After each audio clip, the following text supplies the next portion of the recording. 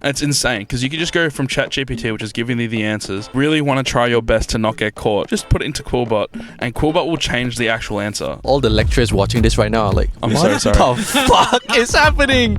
We go to Indian restaurants when we should be going to other fucking restaurants. We have curry every day at home. Why are we going to have more curry when we can just go and have something else? Whoever eats fish biryani, bro, you can Oh my fucking God. go to hell, Fuck bro. you. What the Fuck fuck? you. First of all, who put fish biryani in the menu? I know. You gotta blame that Indian dude first. Legit, he's not Indian, bro. He's a fucking imposter. Bro, his ancestors are the ones who came to India and like stole all our fucking jewels and shit.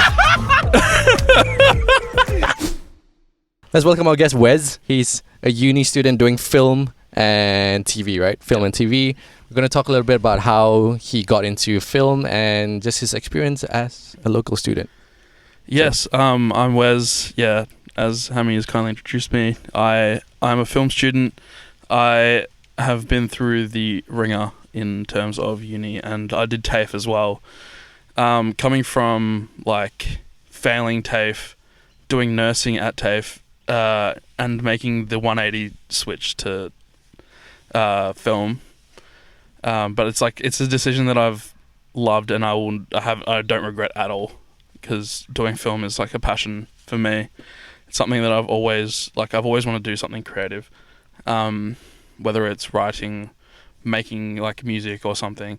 Nothing that I've actually like acted on really, other than going to a film course. But yeah, we're working on stuff. What did you do in TAFE? Like, explain for the international audience what TAFE actually means. So TAFE is like where you start off with your diplomas. So when I did TAFE, I was doing the diploma of nursing, which is kind of like a pathway to going to uni. It's not like necessarily like TAFE is also like you can do construction and carpentry and all that stuff, but at the same time you can also use it as a pathway to get to uni to then eventually get to the main job, if that makes sense. It like gets you qualifications. Like my entire plan when I first started at TAFE was to go to TAFE, qualify as an enrolled nurse, which is basically like a registered nurse's bitch. Like they do everything for the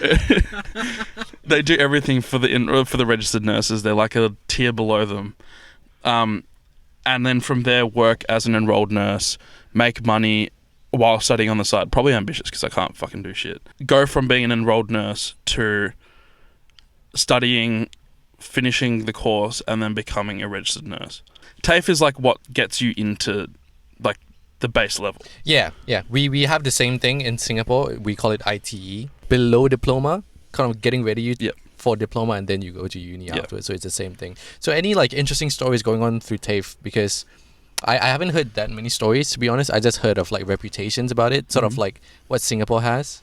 But maybe you can explain a little bit what you went through. Maybe any interesting anecdotes that you want to share. TAFE was fun. TAFE is like probably more hands-on than a lot of other stuff. But having said that, I did TAFE during COVID, so the hands-on stuff wasn't... Sucks, bro. It was shit.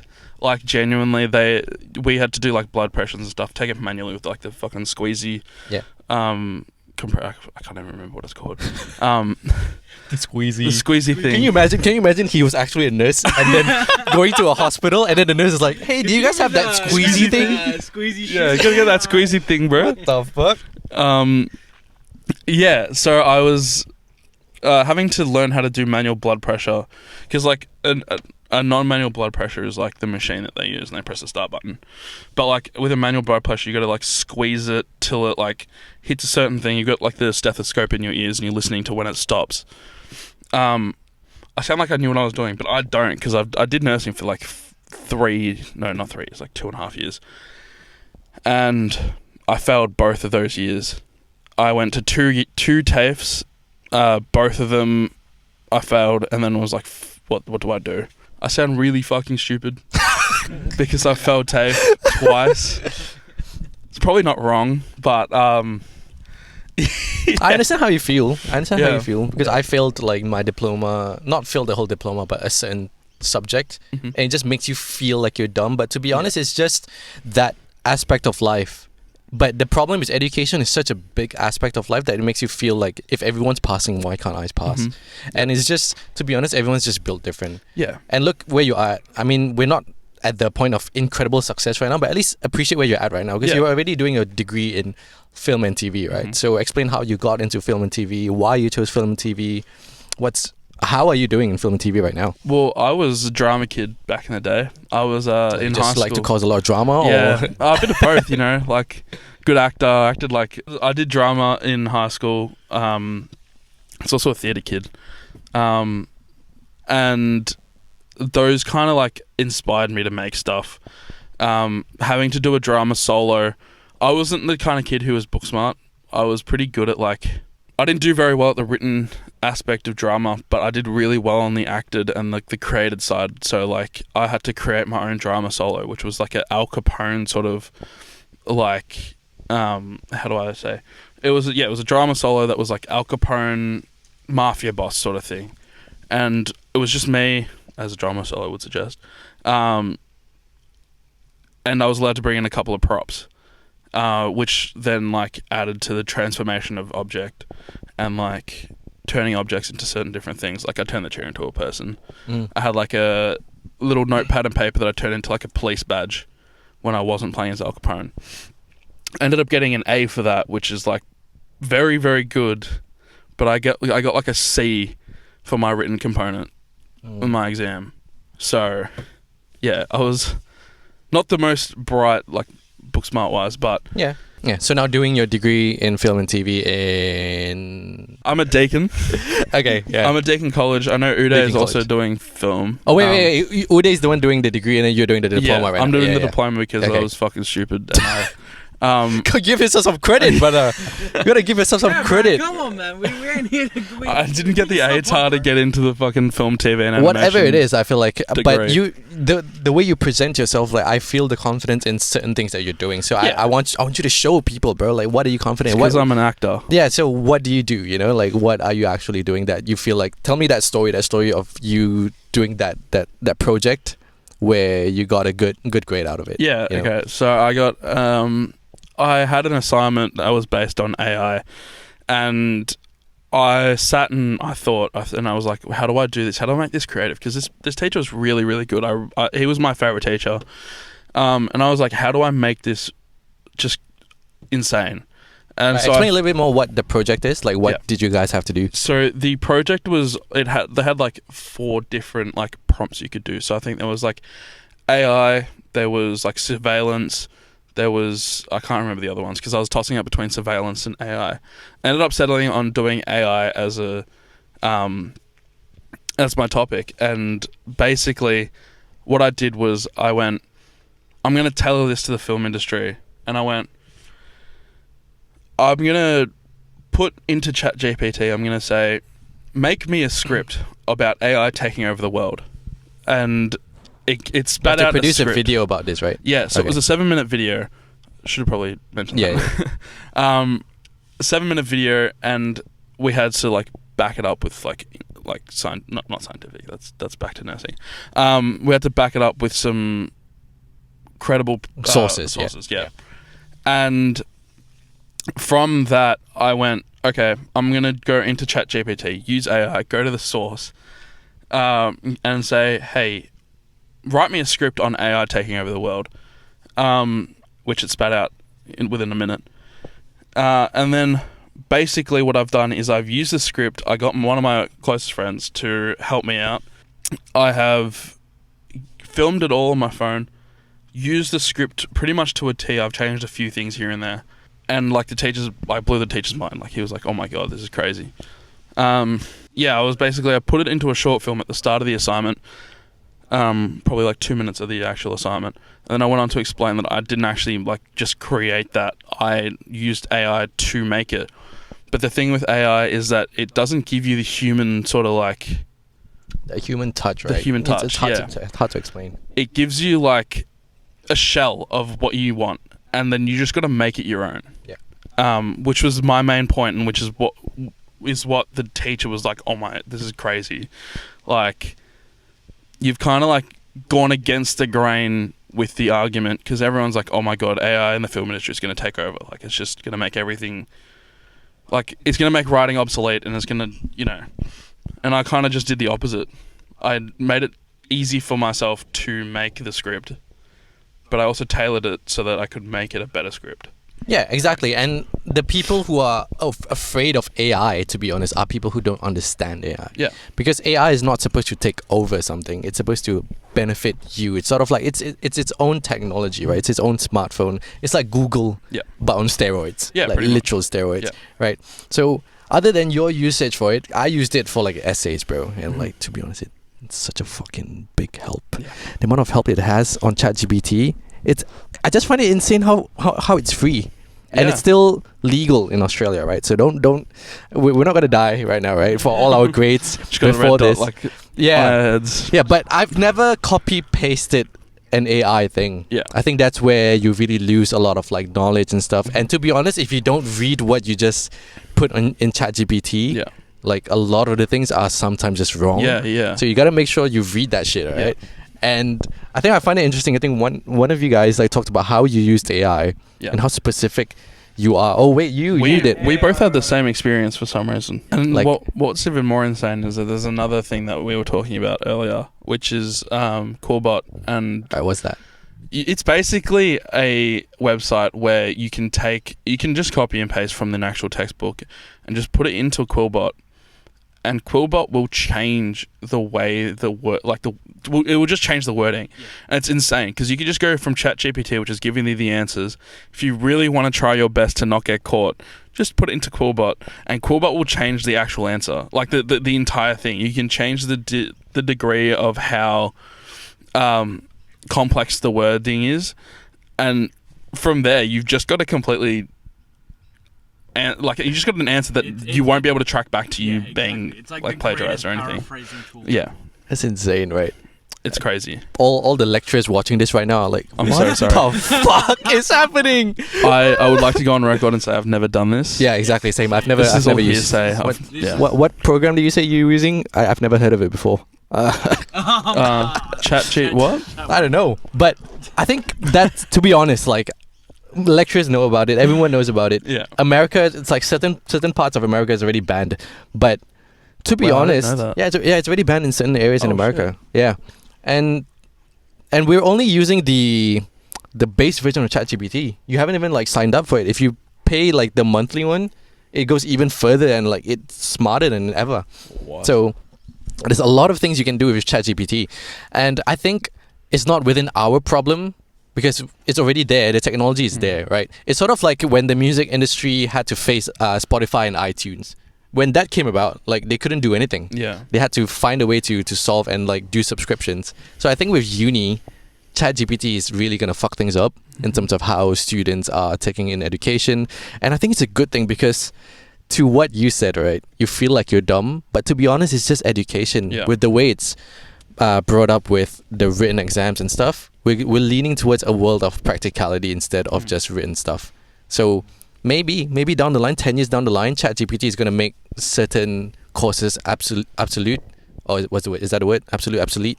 Obsolete. And then people have to be a lot more practical in life. So maybe it's a good thing down the line for us. But for the education industry, too bad. I mean, they're already earning like fucking 60,000 from me, right? Mate, one of my friends has paid like almost 30 grand for one piece of fucking paper. Yeah, exactly. Like you come out of it with one piece of paper, maybe you have a little bit of knowledge, but like I'm going to uni for a film course where I'm already writing, I'm already making stuff in the background. It's not something that uni's ever going to teach me. I already know how to fucking write. Like, it's not going to be, it's not like uni's do all and end all for like all of the courses you do. Because I'm writing, and it's all on the side. I was working on this. I'm currently working on a TV show. Let's go. And Let's go. Flex that. No, I'm kidding. plug. Promote it. Plug. It's very, very early stages, and has been for a while. This motherfucker in the back's going to be in it. It's in such an early stage that there's a lot that can change. And I haven't gone through uni to do that. I've just done that on my own volition. Like, can't remember what I was going to say. I guess I lost my train of thought. There's different courses, right? So if you're doing doctor or math engineer, those are objective courses where the degree does matter, right? Yep. And I think it's important for all of us to reflect again to any students out there or people who have already graduated as well to know what course needs to be objective and what courses are subjective, and then what you can get out of that degree. Yeah. So for you and me, we're both in like media, right? The course can only teach you a certain amount of thing. It can teach you like the framework of what you have to do or what you can do. Like for example, this video, right? It's showing you the process of writing. It's showing you the process of making a video, and down the line when you're working with like you want to do film and TV shows, at least now you know this is sort of the process. Yeah. But then for you to get success, for you to get to like doing movies or all these kind of things, that's up to you. Like in our course where it's subjective, we have to go out there and put ourselves out there, because there's no like, you won't go to a fucking film industry like Warner Brothers and look guys, I have my degree. Yeah, like they don't give a shit about that. Like they want to see projects. Your portfolio is the thing that matters. Exactly. Yeah. So that's, I guess, that is one thing that uni has like shown me is that you begin your portfolio with uni. I think that's one of the main reasons why I'm sticking to uni and not just going on my own and doing like some rogue shit that I'm just making on the side.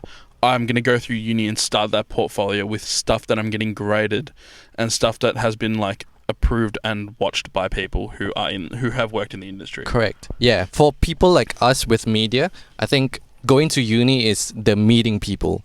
The meeting the lecturers, meeting people who are in the same mindset of you, and we're all at a stage of like we just want to learn how to start. We don't know how to start, and then afterwards you already find that groundwork that you've already laid upon the degree. Then you have to do the work yourself. Yeah, and it sucks, bro. Like doing the work yourself sucks so much. Like there's no other way. Like doing this podcast as well. I there's no other way to say it than it sucks, because it's nice once you have your product out there, but the whole steps of doing it is extremely tedious. It's a lot of behind the scenes stuff that people don't see. Like you have as much help as possible. I have two of my best friends working on this TV show with me, but finding the time to work with them, which is where I work best, is very, very difficult. So a lot of it has been solo stuff that I've just put down. And I tried writing the other day and I just couldn't. Like I don't know what's happening, but I've just had this writer's block for so long. And trying to find time where they can both just sit down with me and work hasn't happened in like months.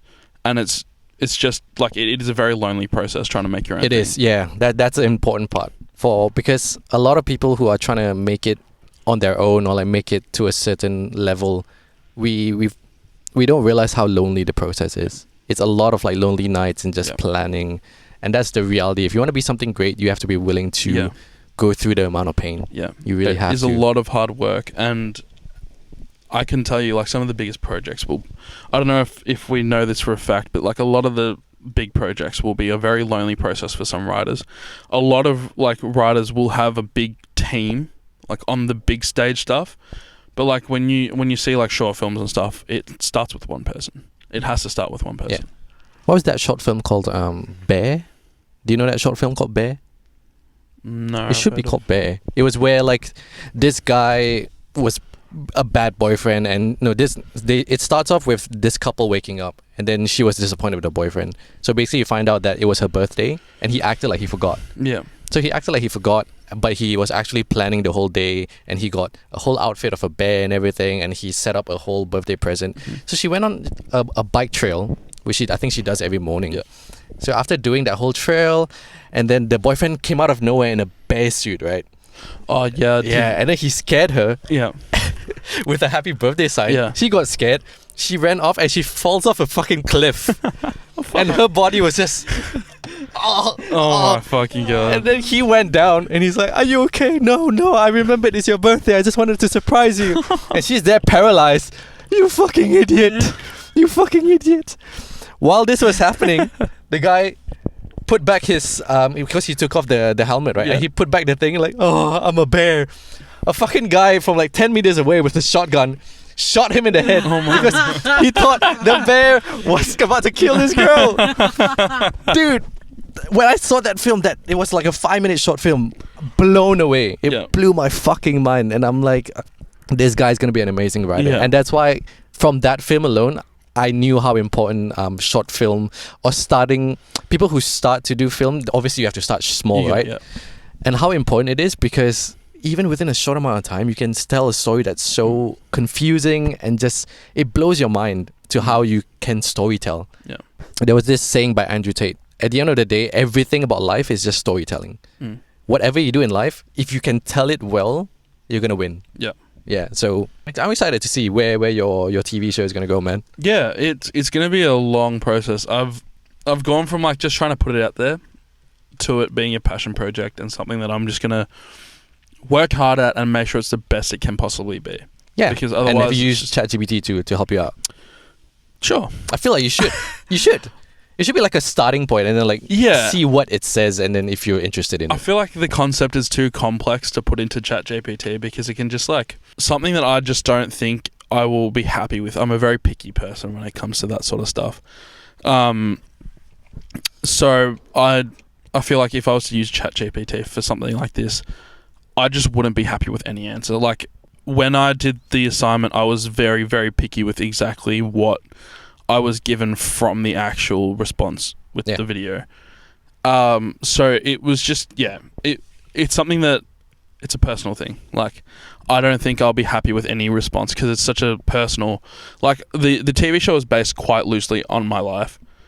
And I feel like that's the best place to start is to like make it personal because what else are you going to write better than your own life? Correct. You know? So yeah, ChatGPT won't give me I won't be happy with anything it will give me, to be honest. Maybe since you're having like writer's block, just put it in just to see. Maybe even if you hate it, then maybe it triggers your mind to think about something else. Yeah, no, I do like that. That's because cool. Me and Uday just talked about like doing something you hate, and I tell everyone if you feel like you don't want to do it, that's the reason why you should do it. Yeah. So I've tricked my brain every single day. If I don't feel like doing it, it means I have to do it. Every single time I'm waking up, like, oh, I have to do this. Fuck. And I don't want to. The second I say I don't want to, it means it's a trigger. I have to do it. Yeah, okay. And trust me, it's going to change everyone's life. It's really going to change everyone's lives. Okay. But more than anything, I think Indian food is going to change everyone's life because we still haven't talked about Indian food, bro. You got your background. You're Indian, right? I am. Indian. Wait. How do you? Were you born here or? I was born in Australia. I have lived my whole life here. I've gone back and visited like a handful of times. So was your family from India or they were raised here as well? So my grandpa was born in what is now Pakistan, but was India when he was alive. When he was born, sorry. He's still alive. Top G. Love him. My grandma was born in Sri Lanka and they moved and met, I can't remember where they met. I think it was Mumbai or something. Met in Mumbai. Mum and dad were both born in Mumbai as well. And yeah, they met at like high school or something. Moved to Australia, and I was born. Yeah, and then you guys were raised here. Yeah, I was raised here. I'm an only child, so. So do you eat more like Indian food at home? Yeah, I eat too much Indian food at home. Okay, what kind? Name me some. There's this dish that I've come to like now, but when I was younger, I hated it. It's called rajma. It's kidney beans. There's different types of rajma. There's black kidney beans, there's red kidney beans. I have red. But you guys don't have any like recommendations for like Indian restaurants, bro. Come on. Or like at least invite me to your house. So like, what the fuck, guys? This time. Like I've been trying to find Indian food. I don't know if you've had this experience, but like with my family, when it's anyone's birthday but mine, we will go to an Indian restaurant. Yeah, exactly. So what Indian restaurant are you guys going to? No, but like, my point here is we go to Indian restaurants when we should be going to other fucking restaurants. We have curry every day at home. Why are we going to have more curry when we can just go and have something else? How about you have something else like biryani or something? Yeah, but like biryani is like a special occasion thing. Like it's something that it's pretty special to me. Like my dad used to make it, and he used to make some of the best biryani ever. And yeah, it's just something that I don't really go near anymore. For those who don't know, I lost my dad last year, so I don't really go around like the stuff that he used to make. This just got real somber real quick right now. Yeah, sorry, my bad. We'll pick it back up. People born and raised in India love Indian food. Rajma chawal which was just one example. We have a lot of dal is lentils, right? North India deals with a lot of non-vegetarian food. Like we have your chicken curries, your lamb curries. Fish masala, you had fish masala before? Yeah, bro. That shit hits so hard. Fish masala goes hard, oh my God. But it's weird, because we were raised in Australia, we have a dislike to the food that we were brought up with. The mix of like Western cuisine. I don't know why though. Our food is very... It's strong in flavor, isn't it? Yeah, it's strong in flavor, but it's like to give you a bit of background on why I'm so passionate about this, Indian food is so...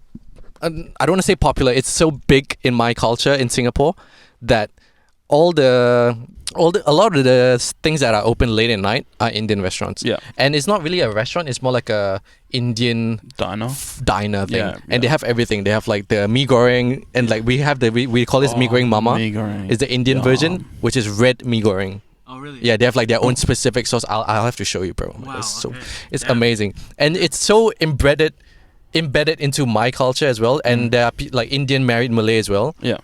That whenever we go to weddings, we expect biryani. Yeah. Yeah, we expect biryani in my culture. Yeah. So that's what I'm saying, right? Biryani is a very like special occasion sort of dish. Fair enough. Yeah, it's not like a daily thing because I fucking love biryani. I could have it every day, bro. I could have it every day. Every day. Wait, lamb or chicken biryani? Chicken. Let's go. Chicken. Whoever eats fish biryani, bro, you can oh my god, go to hell, fuck bro. you. What the fuck, you. bro? Biryani? There are people like There are people who eat fish biryani. Bro, it's insane. That's wild, dude. One of my What Chinese the friends fuck is bought a fish biryani? one of my friends like Chinese bought fish biryani when we were at an Indian restaurant. That is an insult to my culture. Yeah, I'm just looking at him like, what the fuck? Yeah. First of all, who put fish biryani in the menu? I know. You gotta blame the Indian dude first. Legit, he's not Indian, bro. He's the fucking imposter. He's not. Ain't no way. Ain't no way, bro. Can you imagine? Can you imagine just one ancestors are descending and slapping him across the face if he put a fucking fish biryani Right. in the fucking... What Bro, Indian his dude? ancestors are the ones who came to India and like stole all our fucking jewels and shit.